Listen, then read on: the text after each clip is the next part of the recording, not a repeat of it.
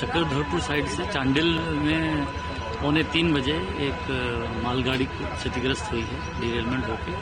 करीब 15 वैगन उसमें जो है लोडेड वैगन है जो कि इन्वॉल्व है, और साथ ही साथ एक अप गाड़ी भी आ रही थी, वो भी क्षतिग्रस्त हुई है। उसमें जो है 7 गाड़ी इन्वॉल्व थी, तो टोटल 22 गाड़ियाँ जो हैं इन्वॉल्व है।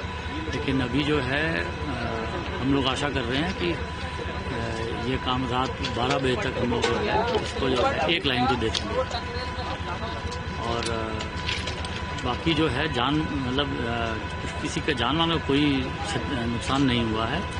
लेकिन जो भी कोचिंग ट्रेन अफेक्टेड हुई हैं उनको जो है ऑल्टरनेट दूसरे रास्ते से भेजा जा रहा है, ताकि पैसेंजर्स को भी तकलीफ कम हो। सर, कितने का नुकसान हुआ होगा रेलवे को?